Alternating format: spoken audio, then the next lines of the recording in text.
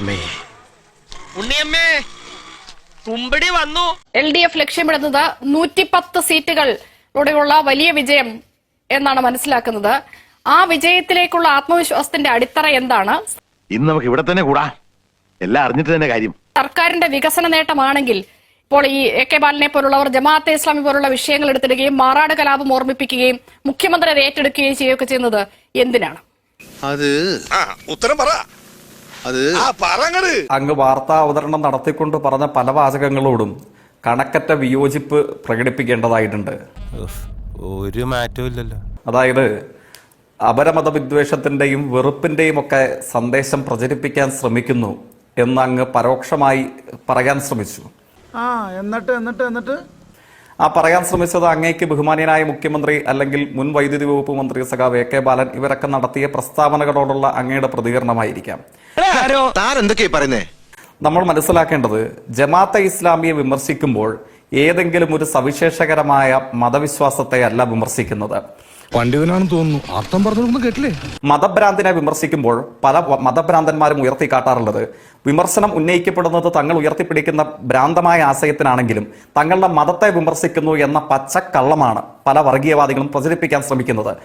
മനസ്സിലാക്കി കളഞ്ഞല്ല. പിന്നെ ഇവിടെ ജമാഅത്തെ ഇസ്ലാമിയെ ആവട്ടെ, RSSനെ ആവട്ടെ, കാസയെ ആവട്ടെ, നമ്മുടെ നാട്ടിൽ മതത്തെ ഉപയോഗിച്ച് വർഗീയതയും മതഭ്രാന്തും പ്രചരിപ്പിക്കാൻ ശ്രമിക്കുന്ന ചെറുതും വലുതുമായ സംഘങ്ങളാണ്. ഞാൻ ഈ സൂചിപ്പിച്ച പേരുകൾ ഓരോന്നും അവരെ വിമർശിക്കുമ്പോൾ വർഗീയതയാണ്, മതഭ്രാന്തിനെയാണ് വിമർശിക്കുന്നത്. ആ മതഭ്രാന്തിനെ വിമർശിക്കുന്ന ഘട്ടത്തിൽ അത് മതത്തെയാണ് എന്ന നുണ പ്രചരിപ്പിക്കാൻ ശ്രമിക്കുന്നത് ഈ വർഗീയ ഭ്രാന്തന്മാരാണ്.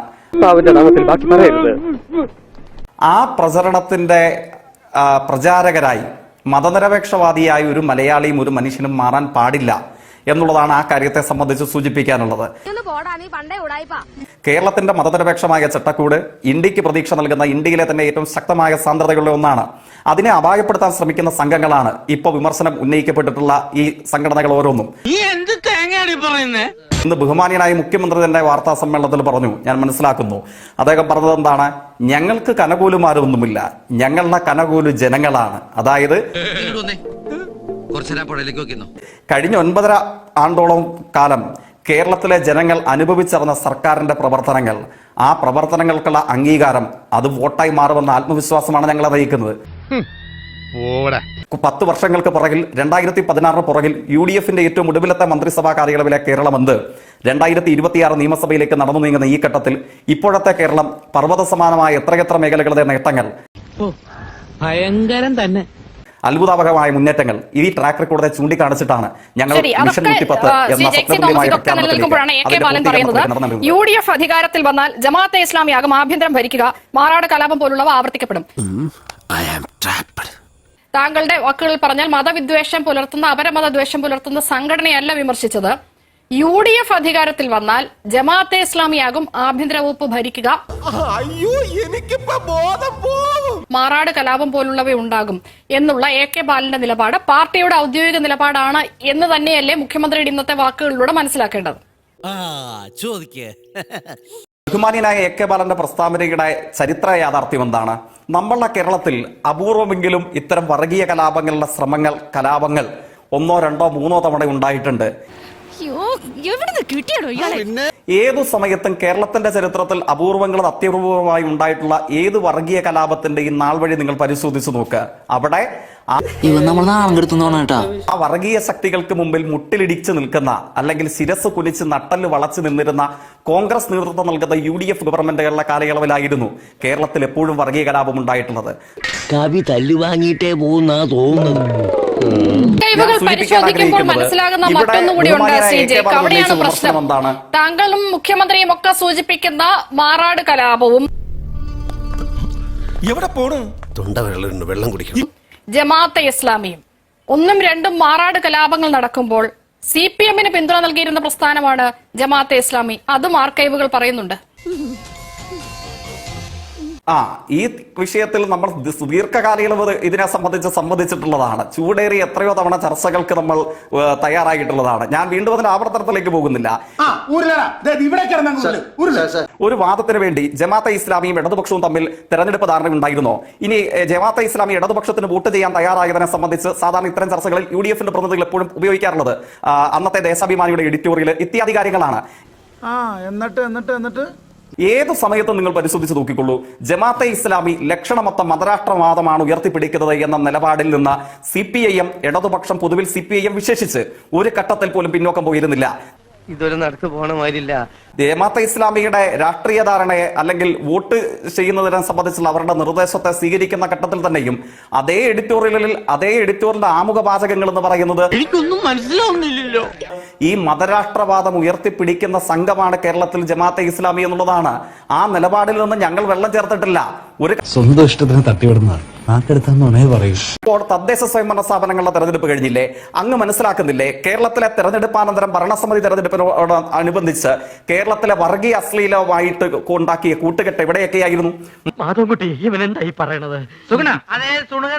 വാദത്തോടും ഏത് വർഗീയ വിദ്വേഷത്തോടും ഇതൊക്കെ ശരി തന്നെ ജയിക്കും. പക്ഷേ ഈ ആർക്കൈവ് പരിശോധിക്കുമ്പോഴാണ് പ്രശ്നം. എന്ത് പറ്റിയടാ? ചായ നെറുകന്തലേ കയറി ബ്ലോക്ക് ആയതാ. ആർക്കൈവ് പരിശോധിച്ചപ്പോൾ കിട്ടിയ മറ്റൊരു വീഡിയോ ഞാൻ താങ്കളുടെ ശ്രദ്ധയിൽപ്പെടുത്താം. ജമാഅത്തെ ഇസ്ലാമി വർഗീയ നിലപാടുള്ള പ്രസ്ഥാനമാണ് എന്നാണ് എക്കാലവും നിങ്ങളുടെ നിലപാട് എന്നുള്ളത് തെറ്റാണ്. നീ അറിഞ്ഞ ഞാൻ പിന്നെ പെട്ടു. പിണറായി വിജയന്റെ നിലപാട് പോലും അതുമായിരുന്നില്ല. അതും എനിക്ക് ആർക്കൈവ്സിൽ നിന്ന് കിട്ടിയതാണ്. അത് നമുക്കൊന്ന് കേട്ടതിന് ശേഷം ഞാൻ മറ്റു അതിഥികളിലേക്ക് വരാം. ഇത്രയും വലിയ ഗതികെട്ടവൻ ഈ ലോകത്ത് വേറെ ആരെങ്കിലും ഉണ്ടാവും എന്റെ കർത്താവേ. ഇസ്ലാമി പോലും കൈവിടുക എന്ന് പറഞ്ഞാൽ ജമാഅത്തെ ഇസ്ലാമി ഞങ്ങളുടെ ഉറ്റ സുഹൃത്തായിരിക്കുന്നവരാണ്. ജമാഅത്തെ ഇസ്ലാമി എന്ന് പറയുന്നത് വ്യക്തമായ നിലപാടുകളുള്ള ഒരു മതസംഘടനയാണ്.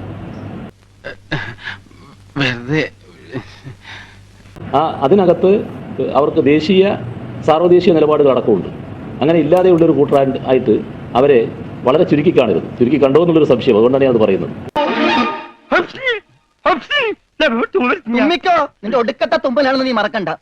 ദേശീയ സാർവദേശീയ നിലപാടുകളുള്ള വ്യക്തമായ ഒരു പ്രസ്ഥാനമാണ്. അവരെ ചുരുക്കി കാണരുത് എന്ന് പറഞ്ഞത് പിണറായി വിജയൻ തന്നെയാണ്. ആ കാര്യം ഞാൻ ശ്രീ ജെക്സി തോമസിന്റെ ശ്രദ്ധയിൽപ്പെടുത്തിയെന്ന് മാത്രം. വല്ലാത്ത തലവേദന, ഞാനൊന്ന് കിടക്കട്ടെ. ശ്രീ രാജു പി നായർ, UDF വന്നാൽ ആഭ്യന്തര വകുപ്പ് ഭരിക്കുക ജമാഅത്തെ ഇസ്ലാമിയാകും എന്നുള്ള മുഖ്യമന്ത്രിയാവട്ടെ കേരളത്തിലെ ഇടതുപക്ഷമാവട്ടെ വ്യത്യസ്തമായി എന്തോന്നാടോ ഇത്? എവിടെ നിന്ന് കിട്ടിയോടോ ഈ ഉണ്ടാക്കണേ? അങ്ങ് മനസ്സിലാക്കേണ്ടത് ഇതിനെ സംബന്ധിച്ചുള്ള ഏതു ഘട്ടത്തിലും ഇത്തരം രാഷ്ട്രീയമായ പിന്തുണ ഇടതുപക്ഷത്തിന് ജമാഅത്തെ ഇസ്ലാമി വാഗ്ദാനം ചെയ്തിട്ടുള്ള ഏതു ഘട്ടത്തിലും നിങ്ങളോട് എനിക്കൊരു ദേഷ്യമില്ല. വിവരമില്ലായ്മ ഒരു കുറ്റമല്ലല്ലോ. അതെ, മതരാഷ്ട്രവാദം ജമാഅത്തെ ഇസ്ലാമി ഉയർത്തിപ്പിടിക്കുന്നു. ഈ നിലപാട് ഞങ്ങൾ സ്വീകരിച്ചിട്ടുണ്ട്. അങ്ങ് പരിശോധിച്ച് നോക്കിക്കോളൂ. വിദ്യാഭ്യാസമുള്ള ഒരുത്തനും നമ്മളെ പാർട്ടിയിലില്ലേ? ദേശീയ അന്തർദേശീയ വിഷയങ്ങളിൽ വ്യക്തമായ കാഴ്ചപ്പാടുള്ള പ്രസ്ഥാനം ചുരുക്കി കാണരുത് എന്നാണ് പറഞ്ഞത്.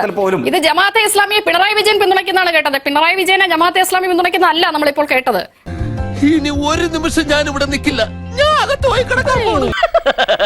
തൽക്കാലം ഇത്രയും മതി. വരട്ടെ.